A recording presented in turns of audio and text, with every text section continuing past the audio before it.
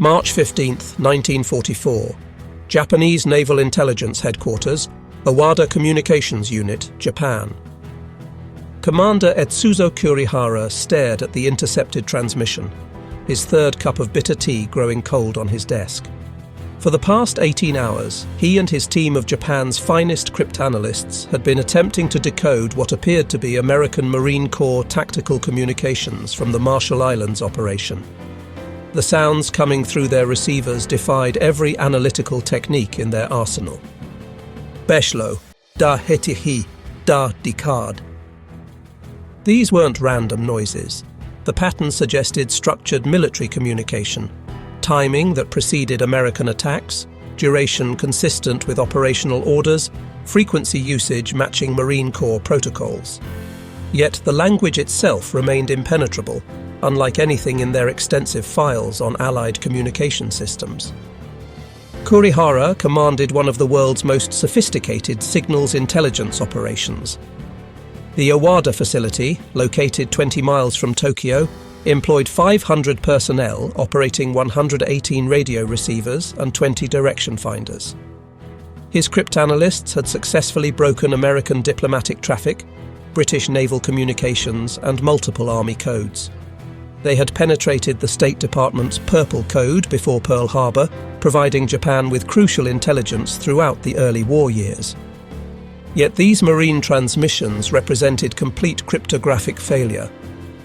3 years into the war, after breaking dozens of Allied codes, Japan's best minds couldn't decipher even basic patterns in these mysterious communications.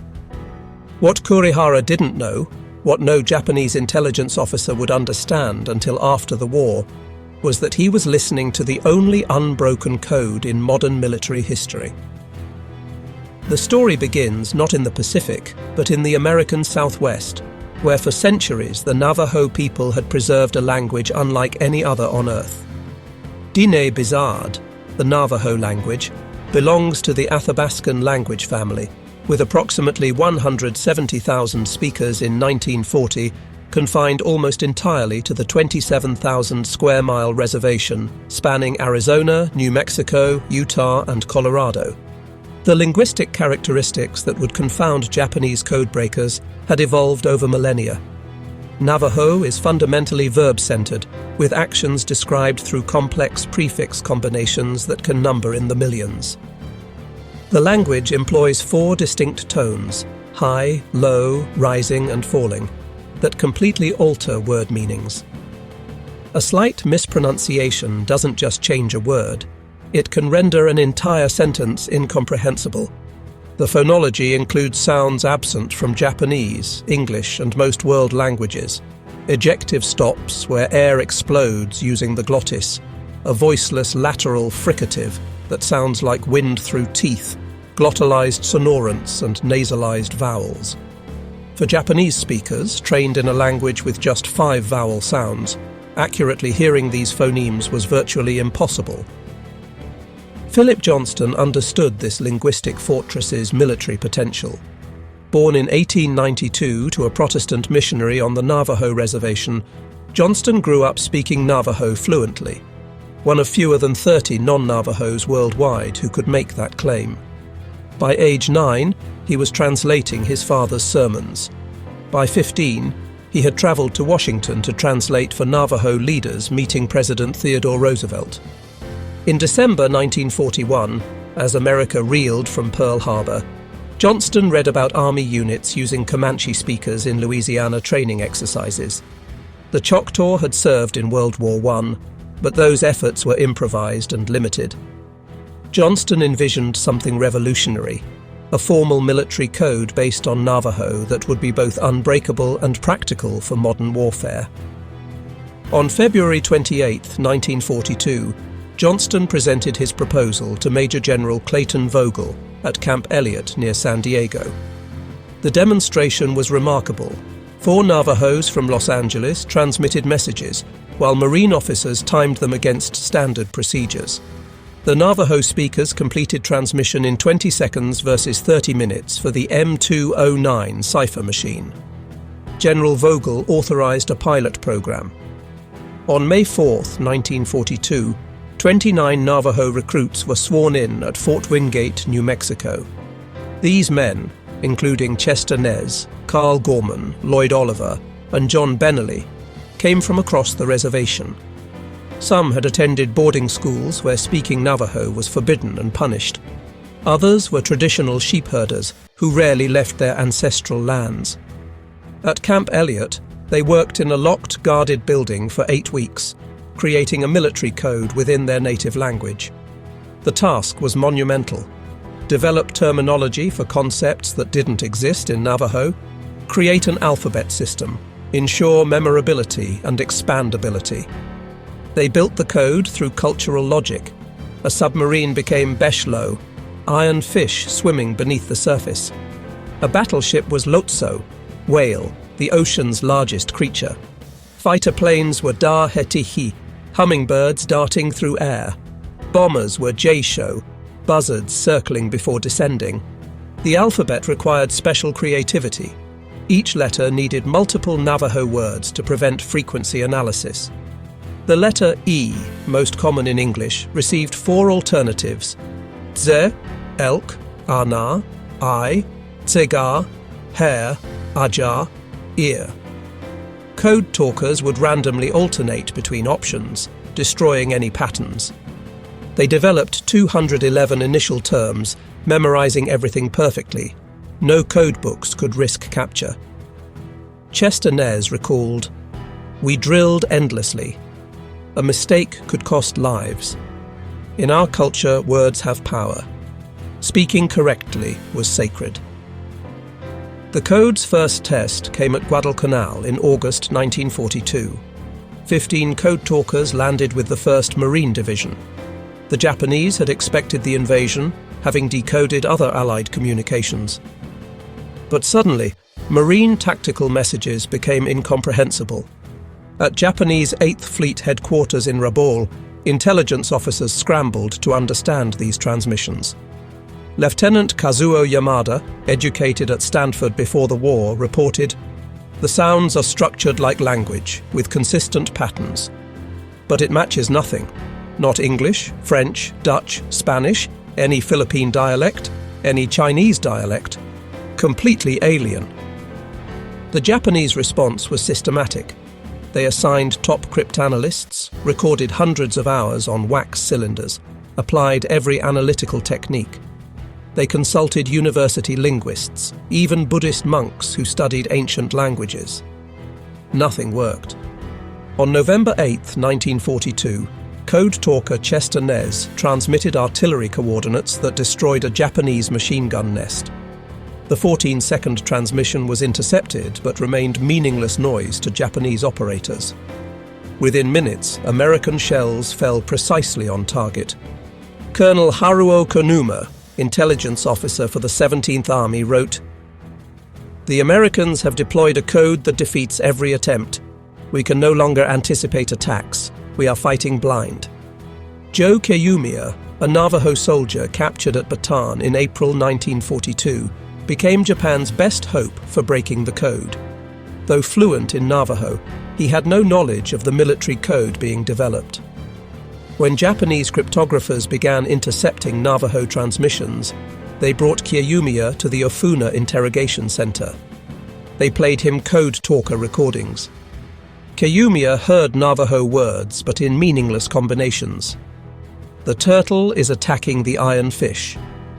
The hummingbird carries eggs. When he couldn't translate, interrogators accused him of lying. The torture escalated systematically over months. Water torture, beatings, hanging by arms for hours. In winter 1943, they forced him to stand naked in snow until his feet froze to the ground. They starved him to 90 pounds, offering food for translations. Through everything, Kiyumiya could only repeat the truth. He understood the words, but not their military meaning. A Japanese intelligence report from May 1943 documented their frustration. The prisoner appears native to the mystery language but cannot comprehend messages. Assessment: either extraordinary resistance or enemy uses specialized code within native language requiring specific training. The second assessment was correct. Even fluent Navajo speakers couldn't understand without training. Kiyomiya survived 3.5 years of captivity. His inability to help convincing Japanese intelligence they faced something unprecedented.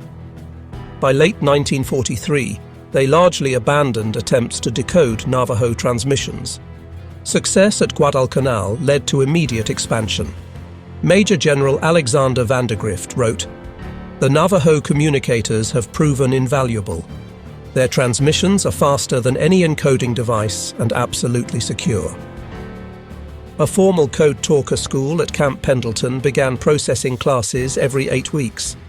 By war's end, between 375 and 420 Navajo Marines had served as code talkers across all 6 Marine divisions. Training was unlike anything in Marine Corps history.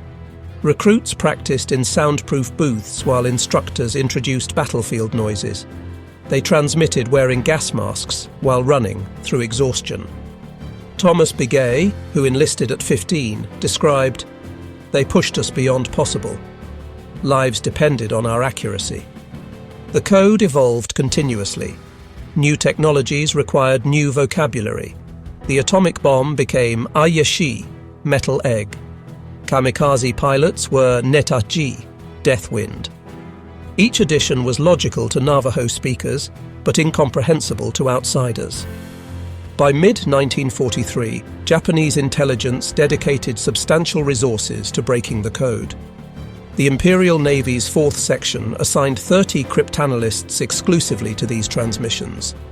Captain Yoshiro Tanaka tried innovative approaches: musical analysis for tonal patterns, comparison to Native American recordings, consultation with scholars who studied in America. They developed special recording equipment to slow transmissions without distorting pitch. They created visual sound representations using oscilloscopes. They applied statistical analysis to sound frequencies and patterns. Lieutenant Commander Masao Yamada later revealed they identified certain patterns, probable call signs, correlation between message length and operation complexity, but without understanding words, these provided minimal value. Japanese forces received orders to capture Marine communication personnel alive. Rewards of 10,000 yen, 10 years' salary, were offered for code talker equipment or materials. Several close calls occurred, but no code talker was ever captured with their equipment intact. The Central Pacific Campaign demonstrated the code talkers' strategic importance. At Tarawa in November 1943, 6 code talkers maintained communications through 76 hours of brutal combat. Lloyd Oliver transmitted continuously for 48 hours, coordinating naval gunfire despite constant shelling. During the Marianas Campaign, 24 code talkers operated around the clock at Saipan. Lieutenant Commander Takashi Hirakawa had decoded conventional communications to anticipate the invasion. But once Marines landed, tactical intelligence disappeared. Colonel Takashi Saito noted, "Commanders felt abandoned without the intelligence they depended upon." At Peleliu, code talker Jimmy King transmitted for 6 hours during a counterattack after his partner was killed. He coordinated artillery from 3 battalions, sending 40 messages without error under direct fire. The battle for Iwo Jima represented the code talkers' greatest contribution. Major Howard Connor coordinated the entire initial assault through Navajo code. 6 code talkers working in teams maintained continuous communication throughout the invasion's critical first 48 hours. General Tadamichi Kuribayashi had prepared for 2 years, constructing an underground fortress with 11 miles of tunnels. His defensive plan relied on intercepting American communications to trigger counterattacks. This plan failed completely. Over 48 hours, the 6 code talkers sent and received over 800 messages without error. They coordinated 30,000 Marines landing, naval gunfire from 100 ships, close air support, enemy positions, medical evacuations, supplies, and tactical orders, all while under constant fire. Major Connor later testified, "Were it not for the Navajos, the Marines would never have taken Iwo Jima." During the first 48 hours, I had 6 Navajo radio nets operating around the clock. They sent and received over 800 messages without an error. The entire operation was directed by Navajo Code. Colonel Shigeo Hayashi reported to Kuribayashi that American codes remained unbreakable. Artillery requests completed in 20 seconds through Navajo would have taken 30 minutes conventionally. The difference between destroying positions and losing them. At Okinawa, 35 code talkers coordinated the largest Pacific assault, 183,000 troops over 82 days. Japanese forces attempted jamming and voice mimicry, but couldn't reproduce Navajo's tonal qualities. Lieutenant Hiroshi Miyamoto's attempts to mimic Navajo sounded, according to code talker Alfred Newman, like someone gargling while trying to talk. On August 14, 1945, code talker Teddy Draper transmitted the war's most significant message. Nehema akedigini adotsenil, Japanese surrender. The message went through Navajo before conventional channels, a fitting end to the code talkers' war. After the war, American interrogators discovered the extent of Japanese efforts and complete failure. Lieutenant General Seizo Arisue, Japan's chief of intelligence, admitted, "We never broke the Marine Code. We broke Army codes, Air Force codes, diplomatic traffic, but the Marine Tactical Code was completely secure." Captain Yasuji Kawamoto was specific. "We recorded thousands of transmissions. Our best linguists studied them for 3 years. Nothing worked. It was our greatest cryptanalytic failure." In 1944, analysts had noted tonal patterns suggesting Indigenous American languages. They requested German assistance, but wartime difficulties and German ignorance prevented breakthrough. Colonel Masao Yamada admitted, "Inability to read Marine communications cost thousands of lives. Every Marine operation after 1942 was mystery until it began." Major Hiroshi Tanaka, who survived Iwo Jima, described the psychological impact. "We couldn't understand their words. It made us feel primitive, defeated before battle began." The war's end didn't end the code talkers' burden. The program remained classified for potential Cold War use. Code talkers returned home unable to discuss their service with anyone. They returned to states denying them voting rights until 1948 in New Mexico and Arizona, 1957 in Utah. Hotels and restaurants refused them service. They were heroes who couldn't reveal their heroism. Chester Nez, last of the original 29 who died in 2014, wrote, "We were warriors who helped win the war but couldn't tell anyone. The burden was heavy. Many found healing through traditional ceremonies. The Enemy Way ceremony purified warriors from warfare's spiritual contamination." Dan Urke explained, "We had used our language to direct death. We needed it for healing. The ceremonies reminded us our language was sacred." In 1968, the program was declassified. The first recognition came in 1969 at a 4th Marine Division reunion. President Reagan declared August 14, 1982, as National Navajo Code Talkers Day. The most significant recognition came July 26, 2001, when President Bush presented congressional gold medals to the original 29 in the Capitol Rotunda. Only 5 originals survived to attend. Bush declared, "Today we honor 29 Native Americans who gave their country a service only they could give." Chester Nez responded, "We were ordinary men given an extraordinary task. We used our sacred language to help win the war." While Navajos are most famous, 14 other tribes provided code talkers. Choctaw pioneered the concept in World War I. In World War II, 17 Comanche code talkers served in Europe, landing at D-Day. Hopi, Cherokee, Lakota, and others contributed their languages. The 2008 Code Talkers Recognition Act acknowledged all tribes.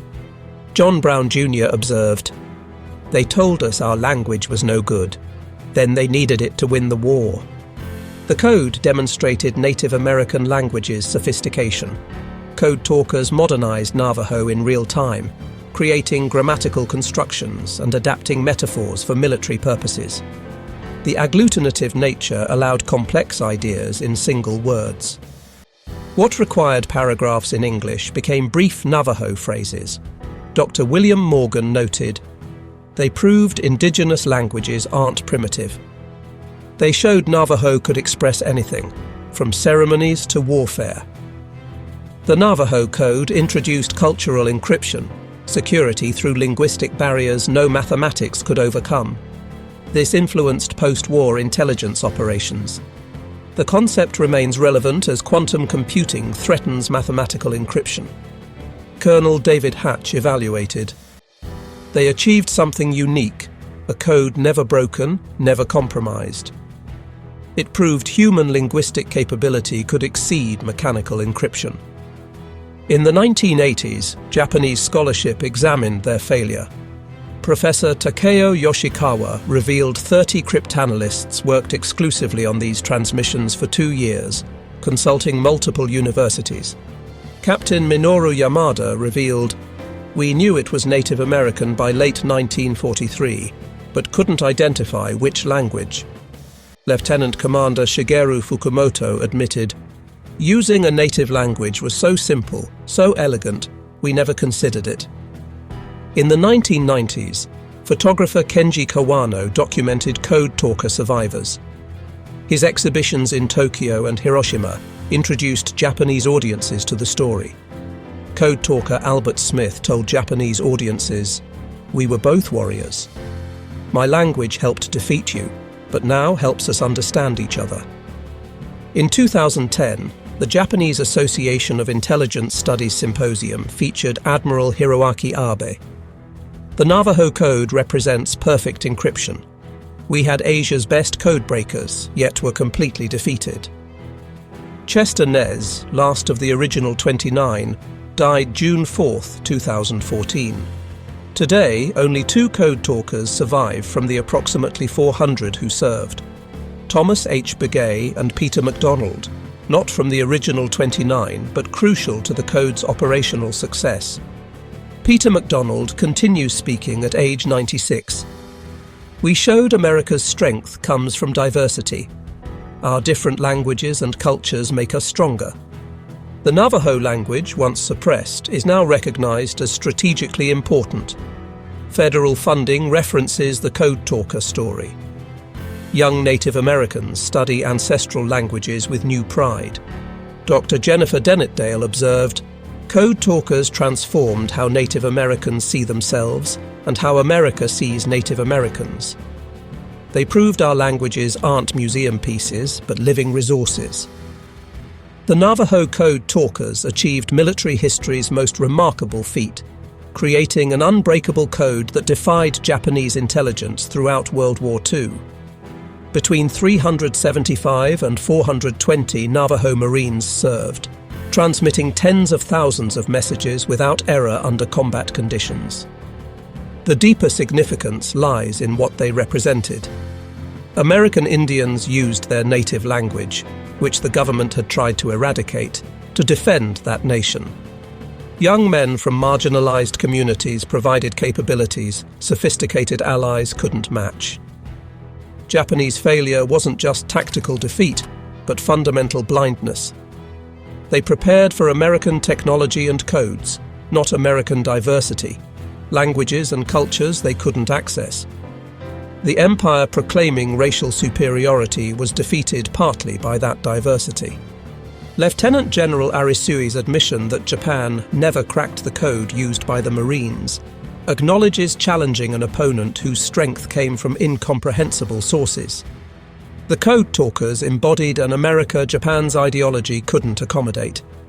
They proved America's greatest strength wasn't industrial capacity, but human diversity. Linguistic variety became strategic advantage. The Navajo language boarding schools tried to eliminate became key to Pacific victory. Today, as the last Code Talkers pass into history, their legacy endures. The language once forbidden is taught with pride. Native American veterans are recognized for serving at highest per capita rates. Diversity strengthening security is accepted doctrine. The voices speaking Navajo across Pacific battlefields carried a transcendent message. America's strength comes from many voices, peoples, languages united in purpose, but strengthened by differences. The unbroken code proves differences aren't weaknesses, but strengths to celebrate, preserve, and deploy for freedom. Japanese intelligence officers who failed understood the magnitude best. Their defeat recognized a truth transcending warfare. Some codes are unbreakable, not through mathematical complexity, but through human culture's infinite complexity itself. The Code Talkers sent messages Japan never decoded, but their greatest message was universal. Diversity brings strength, culture brings power, indigenous knowledge serves modern purposes. Young Navajo men using sacred language as weapon then instrument of peace proved forever that America's greatest encryption is diversity itself. Unbreakable, because it emerges from limitless human experience and wisdom. The unbroken code remains unbroken, living in every native child speaking ancestral language with pride, every recognition that minority contributions strengthen identity, every understanding that differences make us stronger together. The Code Talkers proved our differences are strengths to celebrate, eternal proof that many voices, peoples and languages, united yet diverse, create the unbreakable code of freedom itself.